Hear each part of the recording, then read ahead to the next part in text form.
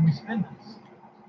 The movie, although the movie was fun, and make no mistake about it, movies aren't supposed to be fun. They ultimately failed to live up to its name, disappointing audiences by simply being a sequel to rather than a team-up movie.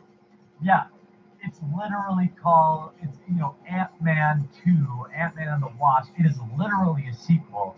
The universe has a fair number of female heroes over the years, including Black Widow and Scarlet Witch. Ant-Man and the Wasp was the first movie that actually marketed itself having a female protagonist. I don't remember those. So I just remember Ant-Man and the Wasp. I don't remember them saying, we have woman. Maybe I missed those. Despite the marketing and title, Hope Van Dyne, the Wasp, was yet again not the hero of the movie, and instead received very little development throughout the course of the story. While the decision by Marvel would have been understandable had the movie simply been titled Ant-Man 2 or even Ant-Man with the Wasp, the movie was indeed titled Ant-Man and the Wasp, strongly implying that the movie would feature both characters. Were they not both in the movie? Jeez, the mental gymnastics are gold level. The marketing of the movie backed this up as well. The movie itself, however, said otherwise, with Eveline Lilly's Hope Van Dyne taking a backseat to Paul Rudd's Ant-Man yet again. The first issue of the movie was the female protagonist was that she didn't show up till nearly 20 minutes into the actual story. Are you saying she was late? Are you complaining about that? Okay. While she appeared in flashbacks during the first minute, okay, so she wasn't the first minute, by the way. The present-day character was left out of the stage while the actual protagonist, Scott Lang, received about 15 minutes of backstory to help set up where his character was in life.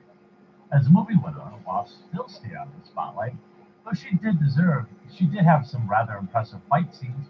Her character herself remained crudely underdeveloped. In fairness, Hope did have a rather powerful motivation to her, which was bringing back her mother as a character. She didn't really go anywhere.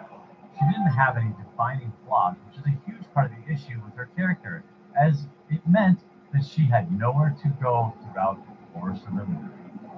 The only reasonable development that Hope Van Dyne went through from the beginning to the end of the Ant-Man and the Wasp was in relationship to Scott Lang. At the beginning of the movie, she hated Scott's guts, and by the ending, she had forgiven him for the mistakes he made. However, this really isn't any sort of development that improves her character, and instead just shows what the development of Scott Lang, all things considered, lost her absolutely nowhere as a character outside of her relationship to two male heroes, Scott Lang and Hank Pym. So what we really have here is an author complaining that the title wasn't descriptive enough. Is that where we're at now? Do we really think that this author wouldn't have had the exact same problem had the movie been called Ant-Man and the Wasp? Let me rewrite it. If the movie had the title, you would have written the article saying, well, why is the Wasp getting second billing? Just another function of the patriarchy. I mean, nobody complained about Robin not getting top billing Batman and Robin, did they? I mean, it's absolutely absurd to complain about this. The movie was mediocre.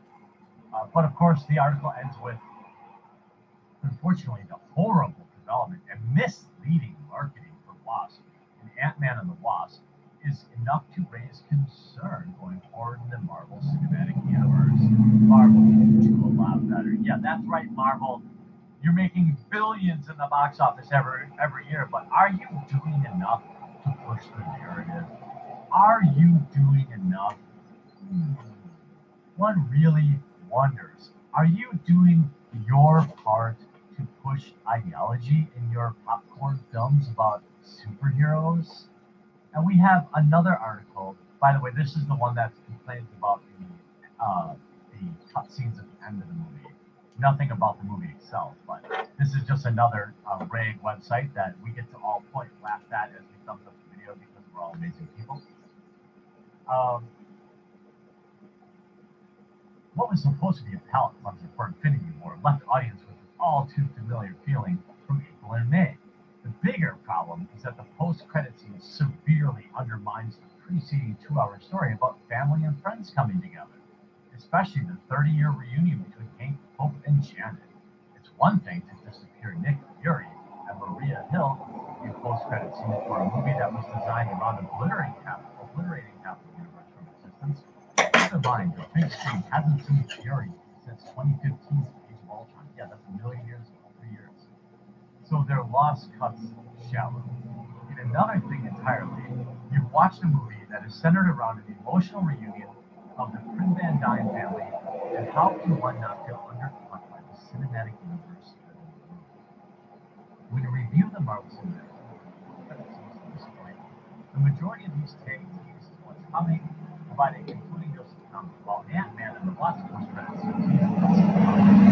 rose to their foundation just enjoyed in a way that none of the other stingers have done in their respective films. In essence, all 238 minutes of the Ant-Man franchise have been about reuniting Hope and Hank with Janet after 30 years of separation. On a smaller scale, Scott had his own story of familial separation and detachment by the way of 3 years in prison and 2 years under house arrest. But his ultimate purpose in Ant-Man was to show Hank and Hope that return from the quantum realm is, in fact, possible. After 3 tumultuous decades, Hank and Hope finally have legitimate reason to believe that Janet could still be alive, and yet, as soon as the audience relishes in the catharsis of Hope and Hank's reunion with Janet, the decision was made to wipe them off the board for the time being. It's understandable that Marvel Studios would want Paul Rudd's Ant-Man Phase 2 franchise character to fight alongside the original Avengers en route to saving his friends in Avengers 4. However, Marvel Studios, along with pop culture, just celebrated Evelyn Lilly's The Wasp being the first superhero to get equal billing in the superhero in a Marvel Studios film.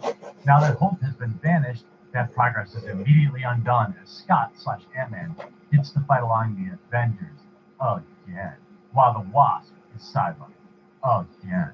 Respectively, when you weigh the alternatives to disappearing the Prim Van Dyne family, there's some tantalizing material if Scott and his blended family were to disappear as a result of Thanos' snap. First off, Hope and Janet and Hank would now be positioned to return the favor to Scott and his blended family after Scott risked his life and family in order to reunite. Finally, the disappearance of Scott and his family would guarantee that Dr. Hank Pym would have to work alongside Tony Stark, something he swore he'd never do again.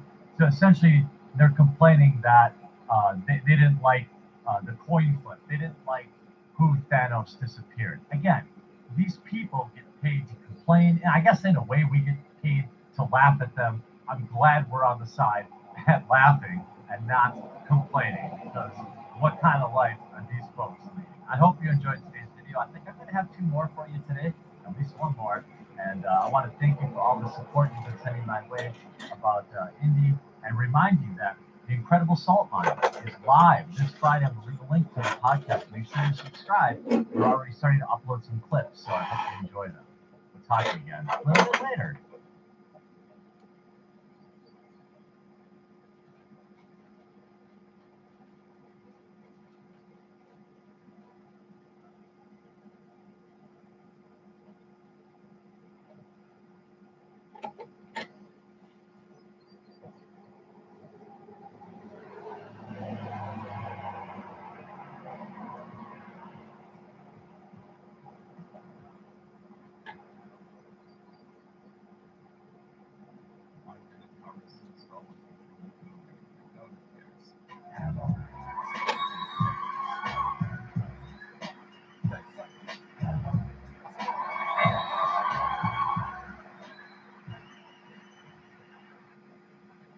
Okay, yeah, welcome. All right. Chip her up. Let's perk up. Welcome to Comic Artist Pro Secrets. I'm Ethan Van Sciver, 25-year veteran in the comic book industry, creator of Cyberfrog.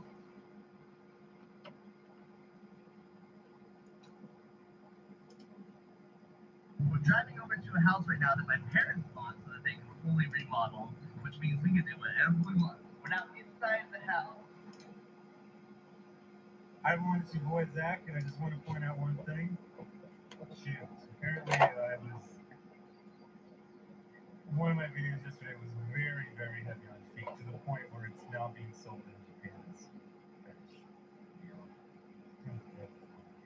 but anyway, sorry about that. We do listen to the customers, the subscribers, and when you say, I don't want to see your old man infantry feet, I say, okay.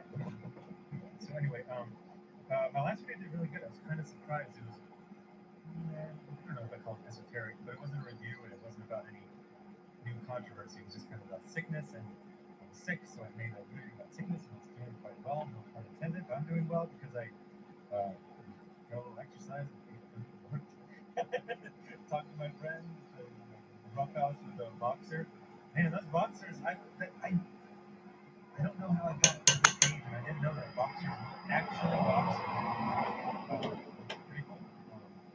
Good for cardio and hand-eye coordination. Anyway, this is DC's Catwoman #1 by Joelle Jones. Government name Noelle Stevenson. I kept screwing the name. And Laura Allred. Beautiful art journal. I really like these classy covers where they realize the art's so good. Let's do the little title and credits right down there. So this is an interesting one. I do not like the current bat books. Few exceptions, obviously. Sean Murphy's White Knight was amazing, but that's not in the main line of bat books. That's an alternate. So I like that one. I think Ryan Hill, his run is very, very promising. It had a good start, but there's this feeling that I feel like the writers on the bat books, I mean, besides Tom King, gets to do whatever the hell he wants. It's like you're wearing a wetsuit and you've got a suit of armor on top of it, and then they're just like, sure. You can't. You got a wetsuit underneath a suit of armor, and it's heavy. It's awkward. So anyway, this is Joelle Jones. I don't really know much about her. I know she did a issue of Batman. It was fine. I thought she was promising, kind of younger, artist thing, like really good face. So it's like, I don't know, 6 9 months later, and her art's gotten a lot better. Still some issues, but I would definitely say this is ready for prime time. I'm trying to go out to dinner and I need a shower.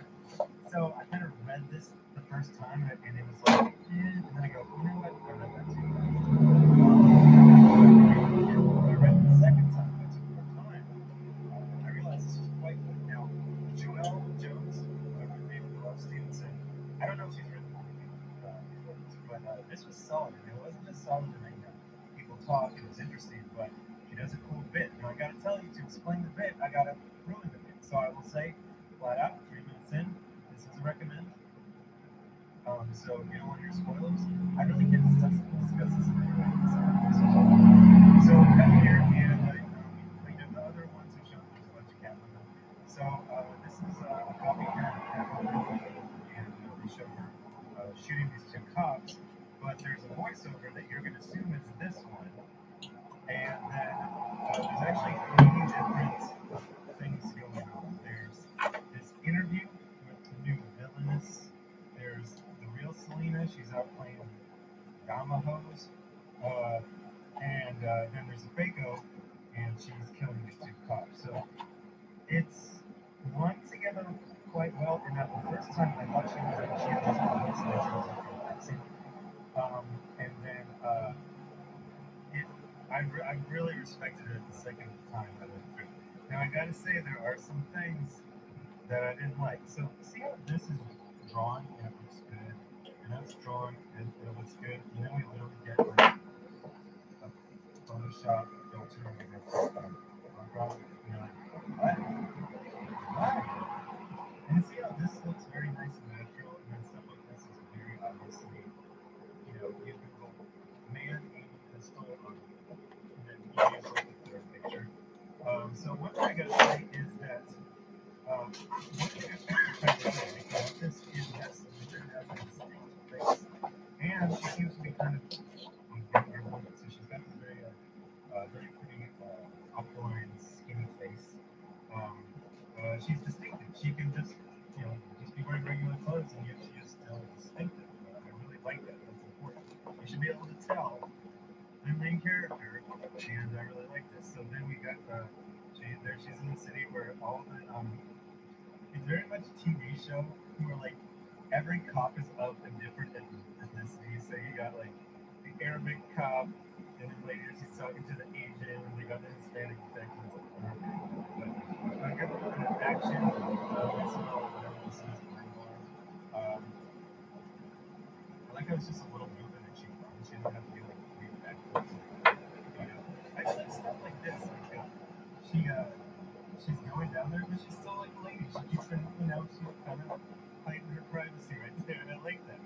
I also like this where you just do exclamation points of dialogue. I get that a lot in my comics.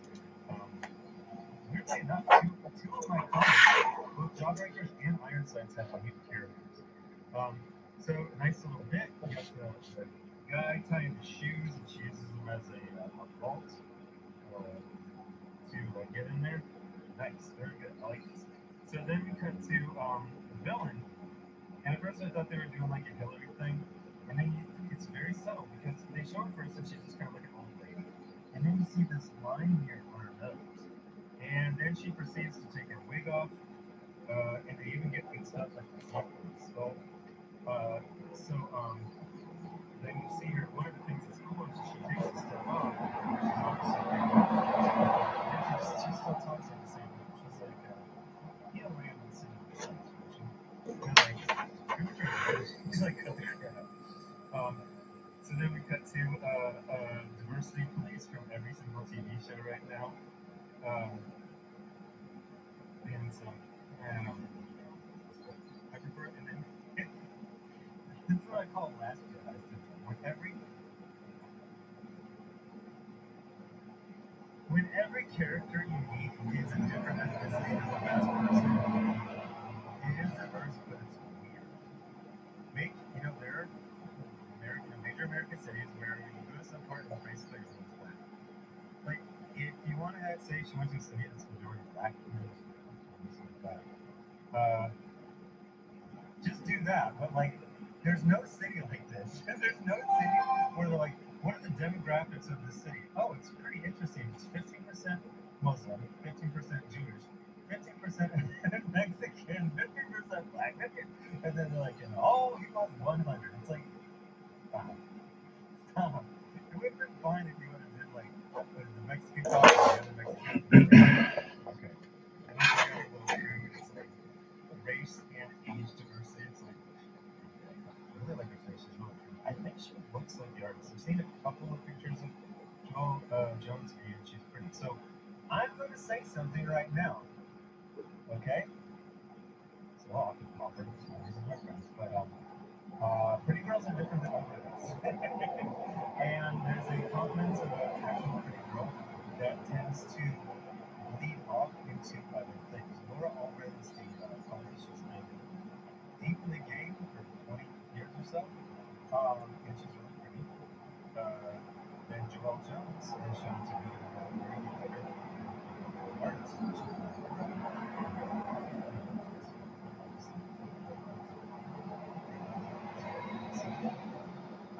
I'm a big fan of judging people by looks. I'm being tongue in cheek. What I'm saying is, a lot of the things about you, obviously there's, it's not like an M. Night Shyamalan plot twist. And a lot of the people who are very ugly, objectively, or misshapen or weird, act off or mean. Like I said, it's kind of mean, but you wake up every day, you look in the mirror, and you like Wade. It's gonna make you like straight.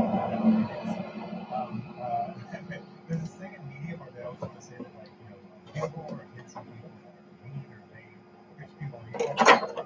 I found that people and also found that handsome or beautiful people to be more that more so I think stuff like this is kind of bad. And you'll even see this arts. Frank Miller, he always kind of looked a little Ichabod Crane, but the way he drew people changed as he unfortunately aged. And so things like this reflect. And at one simple point, I'm sure 12 Jones has a mirror near her drawing desk or workstation, and she looks in the mirror and she sees a pretty girl, and she draws a pretty girl right there. I like this stuff. Even the people who are, the side characters, like they look nice. Like I say, this is a vision. Even like the cops, they're like these cool fashion cops. Everyone's of a different ethnicity. Oh, there's two white people. That's a theme song for a 1980s cop show, Diversity Cops. Um, but anyway, then she starts to find out that there's a copycat. We get the new costume, which I like and hate at the same time. Number one, I have no idea what this ring is in the middle, since it seems to be free floating. Number two, these aren't armpits, but they're close enough to. I understand what it is. This is tight latex, and we do things like this. Generally, in like costumes, there'll be like an superhero costume top, but the underside will be some kind of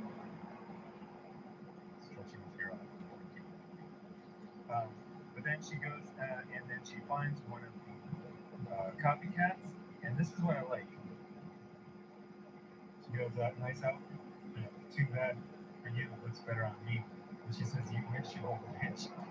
The elbows in her face, and then she's like, bleeding out her nose. She goes, oh.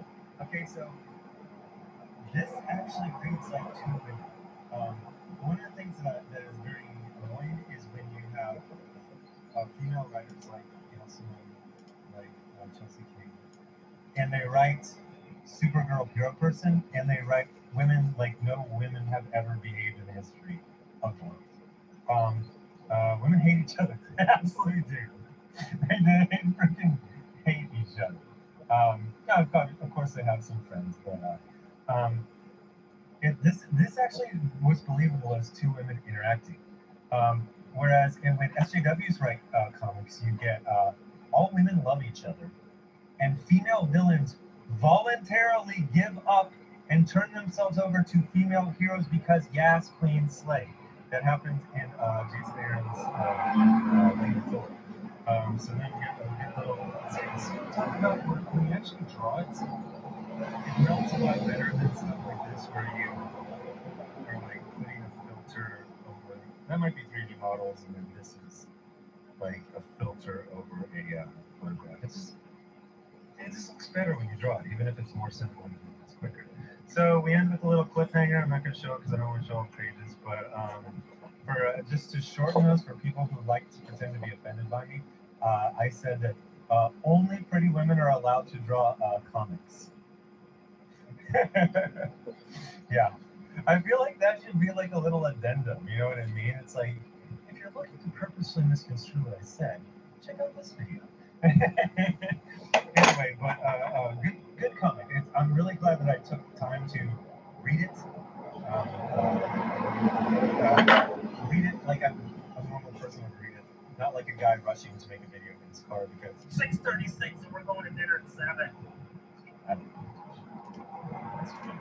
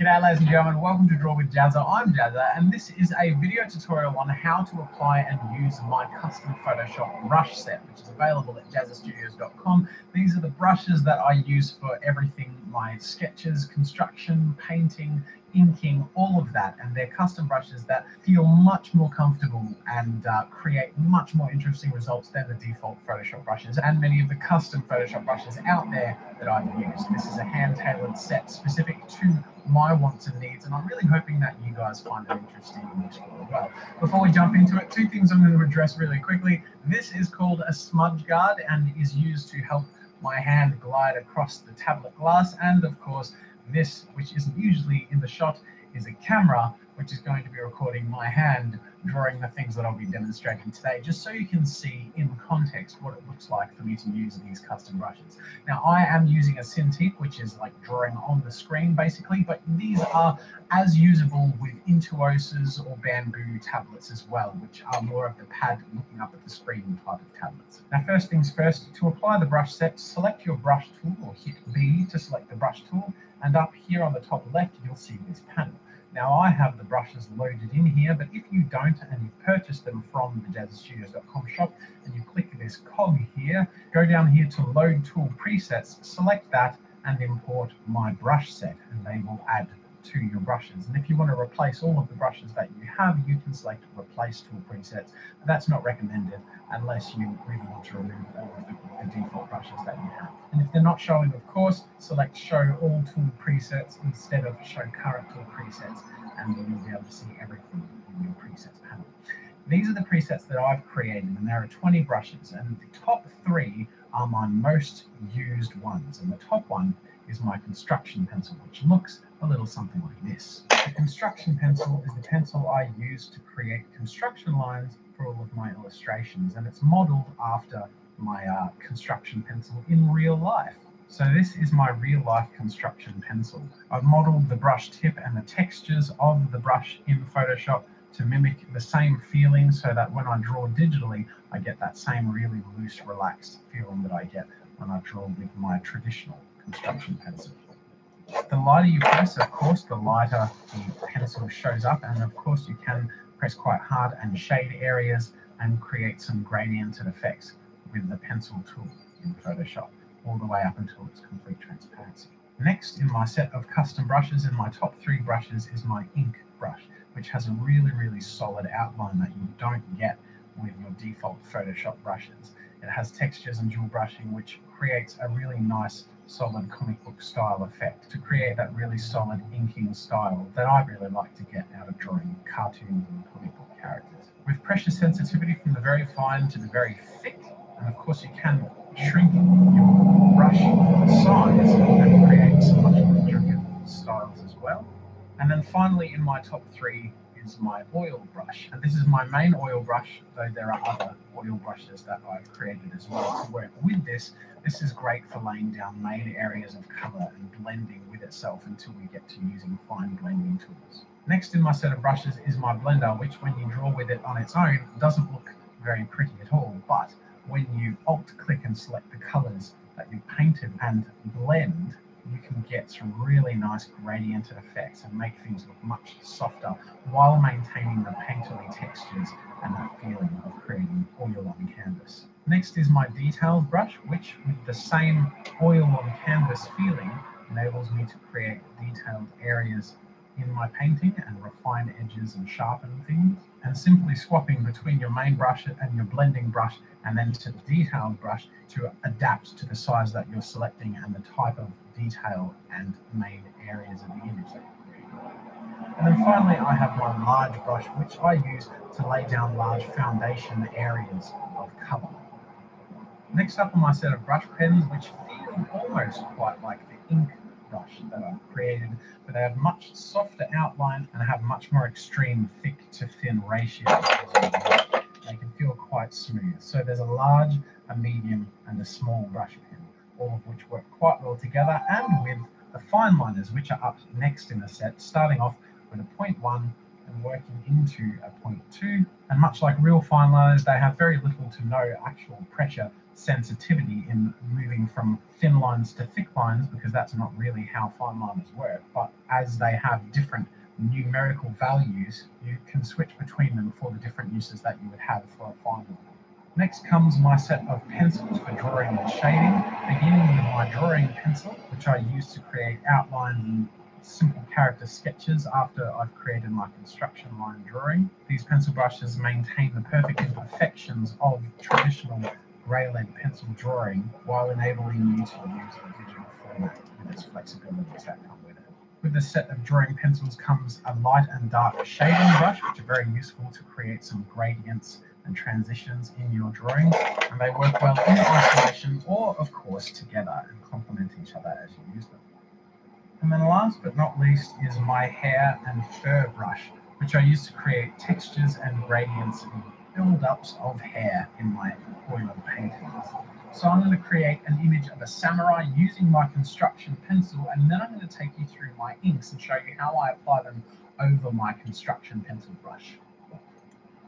The purpose of the construction brush is to allow the artist to feel really loose and relaxed while they do their initial foundation artwork. And also, as part of the improvisation experimental process in creating art, it really needs to be as free as possible. And I really feel like this brush enables me to do that. So once I finish laying down my construction pencil, I then select my ink brush for many of my character solid style drawings or comic book style drawings. And my ink brush is one of my top 3 brushes: the construction pencil, the ink brush, and the paintbrush. An ink brush has a really solid feeling in the outline edges of the inks, and it has a really nice feeling of line weight variation as you lay down the pressure when you work with the lines. So you can get some really thick strokes and really thin strokes, but they all have a really nice, solid, crisp edge, which I really like when working with comic book and cartoon style characters. The result then is that when you hide your construction lines, you end up with something that already looks quite polished just with the initial core inking brush. Often after I've laid down my core inking with my main inking brush, I then go down to my fine liners to create details and shading aspects for my illustration. So for example, I might use my 0.1 or 0.2 to add in details that don't need the line weight variation that the rest of the piece or the outline and silhouettes of the piece might need, but they still add to the overall polish of the image. And these fine liners range from the quite thick 5.0 all the way to a very, very thin 0.1. The fine liners have very little to no line weight variation. They, of course, have a very minor amount of pressure sensitivity, so if I press really fine, I get a lighter stroke, and if I press really hard, I get a slightly harder stroke. But as you can see, there's not very much difference, especially when compared to my initial inking tool. And the reason for this is very much the reason that you don't get a lot of pressure sensitivity when you're using an actual fine line. The other thing I love about these fine lining brushes is that when you use the default Photoshop brushes, even if you set the brush thickness to 1 pixel, you really actually don't get a brush as thin as my 0.1 fine liner. That's because I've messed with the dual brush settings and the texture settings of the brush to make it as fine yet as crisp as possible. So the result of the fine liner pen in my brush set is so fine yet so solid that it really feels like you're using a set of traditional fine liner pens. So next I'm going to demonstrate the use of my sketching and drawing and shading pencils, which you can see down here. So I have Jazz's drawing pencil, shading dark and shading light. My drawing pencil is more for the harder lines. So for example, in drawing the eye here, I would do the outline of the eyebrow, the eye itself, and then much of the very dark, solid, clean shading.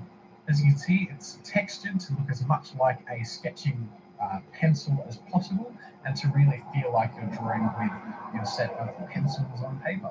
I've attempted to maintain as much of the traditional aesthetic as possible, especially with tools such as the pencils, while still maintaining the versatility and comfort of using digital brushes. As you can see, I've still done my construction drawing for this piece in my blue construction pencil, and that's again because I prefer that for pretty much all of my construction work. And I like to use the pencil drawing brush that I've developed more for the refined illustration aspects. So as you can see, the finished result of using my drawing pencil can create some refined looking character concept art style pieces with or without the construction pencil behind it, which is of course the benefit of using digital art, because you can simply remove layers as you're finished with aspects, for example, using the construction layer. But of course, if you want to refine your digital pencil drawings, you can of course move on to my shading pencils. Now you can see that I have a dark shading and a light shading pencils. You can use these in isolation or together. You can start off with one or the other, it's totally up to you. I personally like to often start off with the dark shading pencil first. Now the shading pencil brush in this set isn't quite like other brushes. It doesn't draw like a normal brush. In fact, if you try and draw with it, it ends up looking really weird. But if you draw with it as if you're shading, you end up being able to get some really nice gradient and textures. And it ends up feeling quite like shading with actual pencils. As you can see, the tip of the brush moves where you have the angle of the pencil. So if you're on a low angle or a high angle, it always moves in that direction, and so does the texture attached to the brush. So it's going to feel quite like an organic pencil that, as you hold it on its side and shade with it, moves with your strokes and with the direction of your hand. It's also, of course, pressure sensitive, as are pretty much all of my custom brushes, so it adds that level of dynamism as you work with the brush. Now, one of the problems with working with the default Photoshop brushes is that they're a little bit too perfect and a little bit too clean. So one of the key aspects that I've worked with in creating my custom brushes is creating something flawed in a way that works as you use it. Because let's face it, working with traditional materials like pencils never gets a perfect outcome. They have textures, they have flaws, they break, they blunten, they work in very imperfect ways that produces charming and wonderfully tangible results.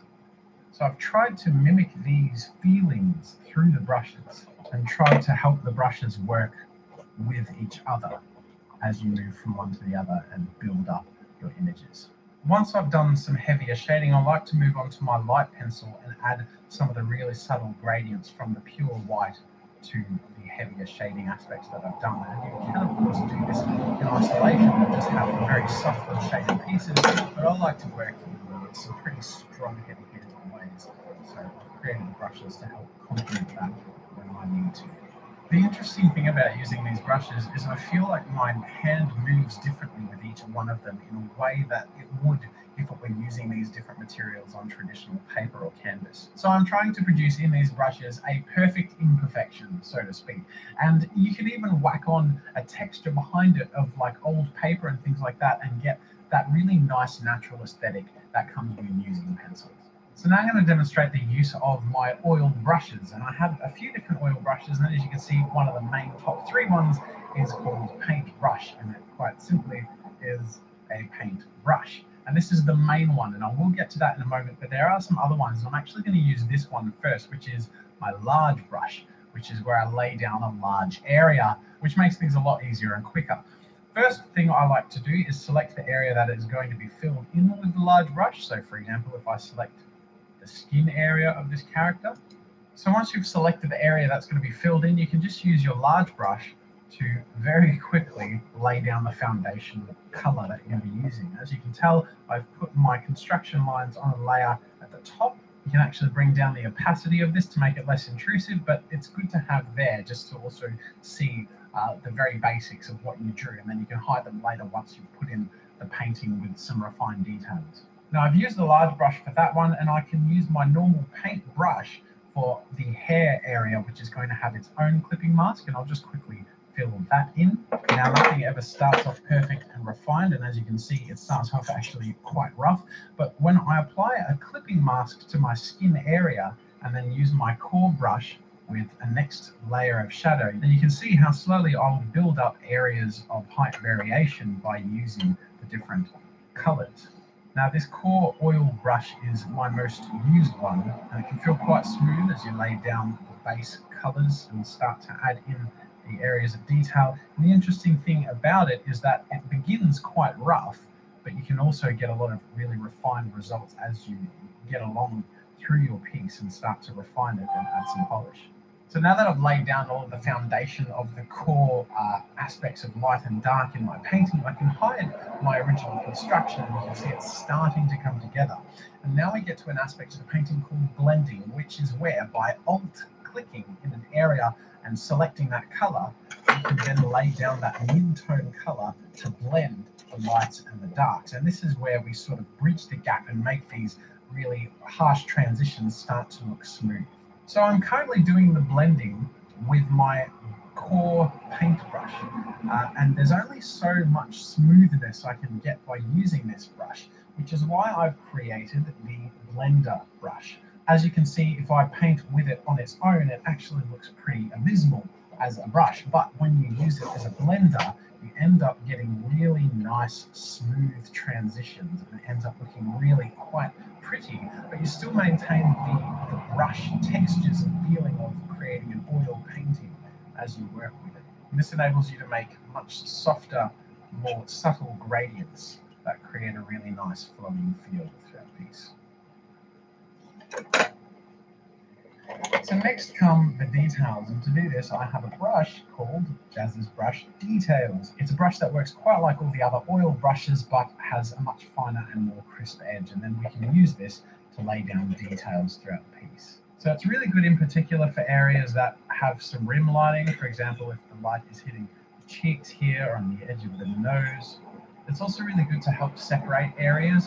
For example, if an area has a much harder, thicker shadow, such as here in and under the eyes. But the other thing it's useful for, of course, is in areas where we haven't been able to do any detail or anything because everything has been quite rough so far, we can use our details brush to add those details in. For example, drawing in the eyes.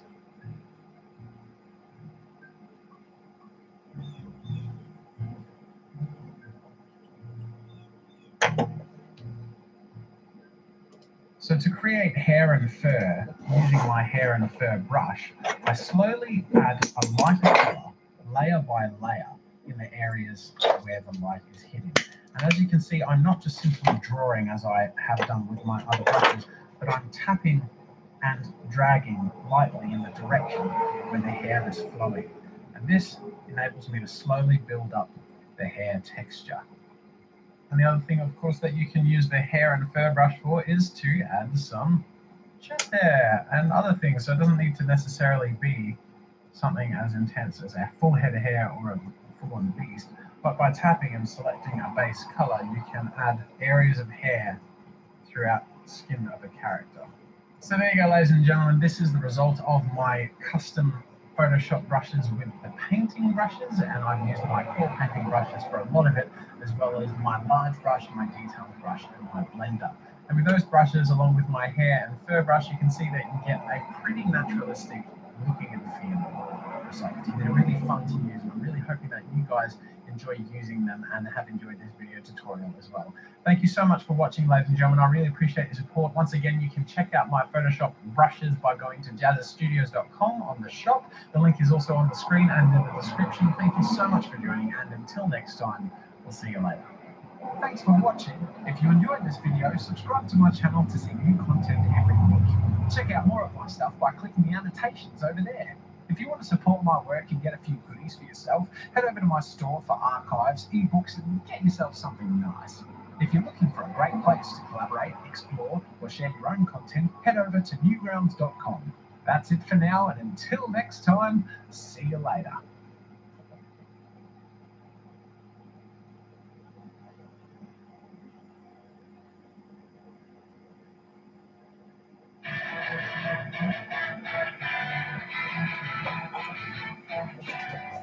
G'day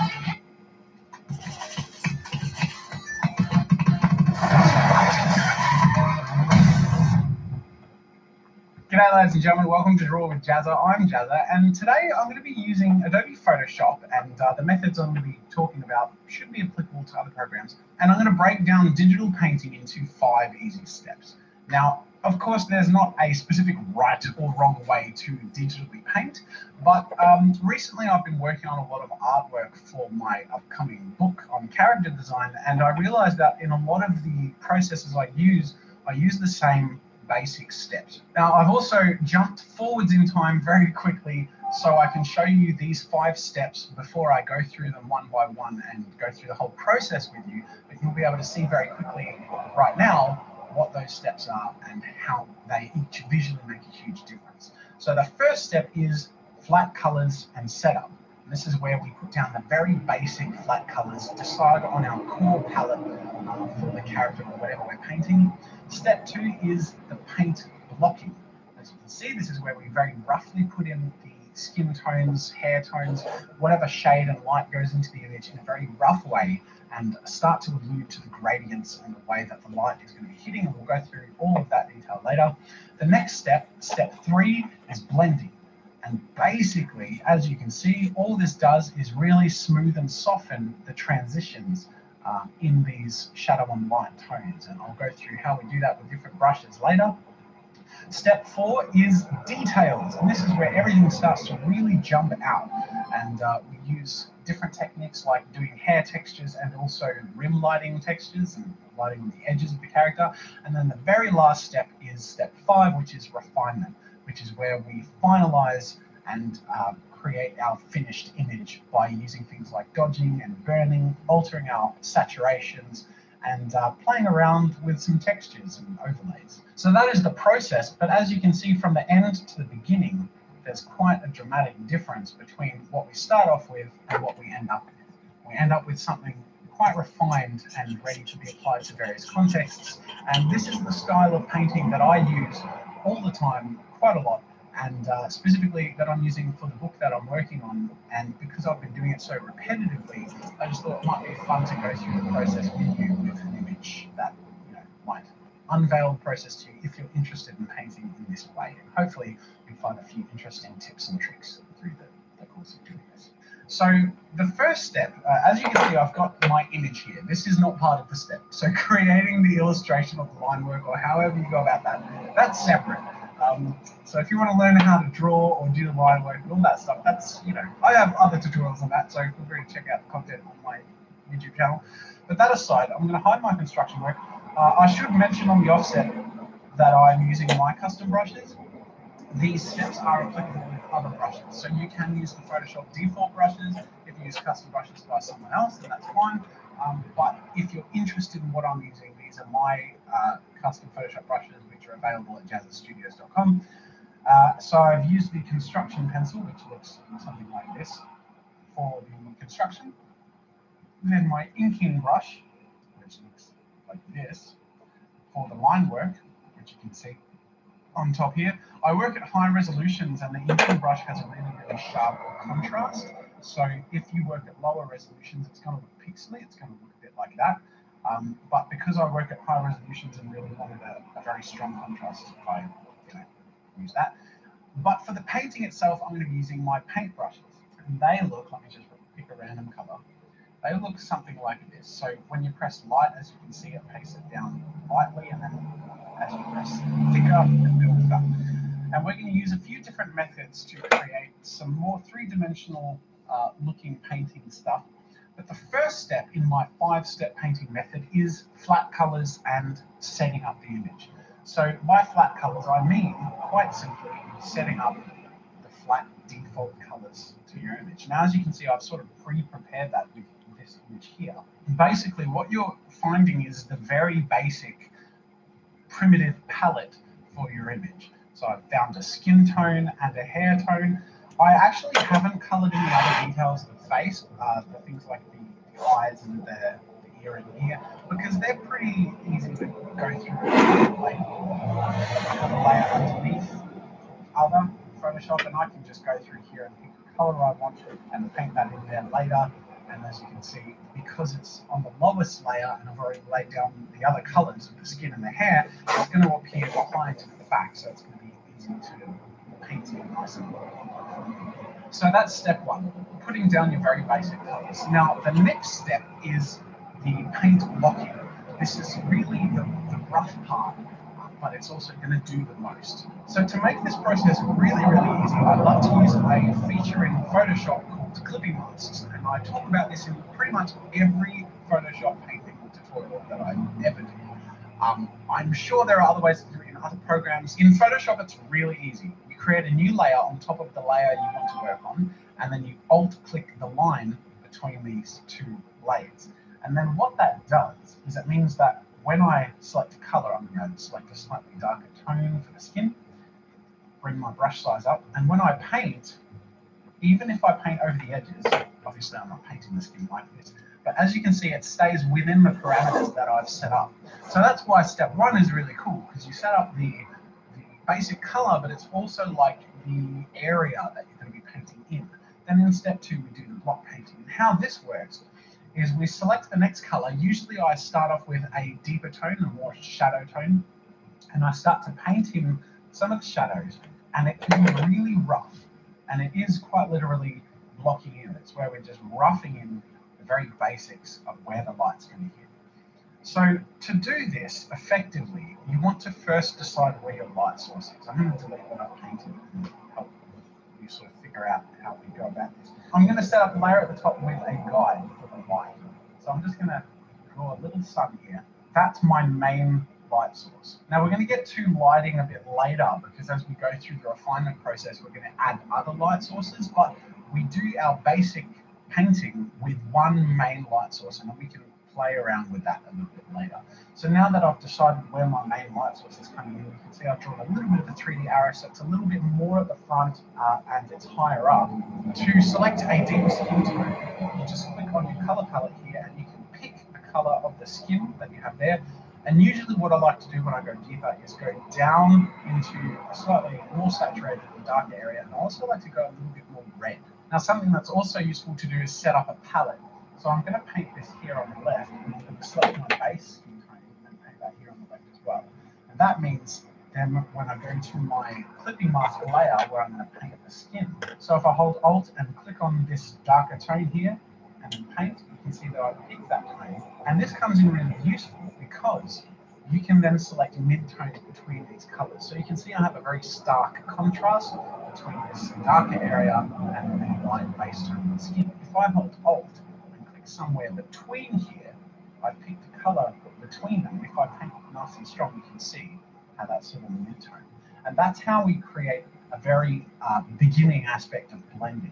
So we can just alt-click, blend that out. So as far as shading goes and knowing where to put the shadow and where to put the light, basically where you have your light source is the strongest point of light, and when you're placing shadow, you just want to start to paint it in areas that are hidden away from that light. But that's also a gradiated thing. It's not an immediate stark black and white sort of thing. So we're finding areas like here next to the hair where it's not in shadow per se, but it's further away from the light source, and it's also near other objects and intersecting points where the light is being slightly hampered. So when we paint our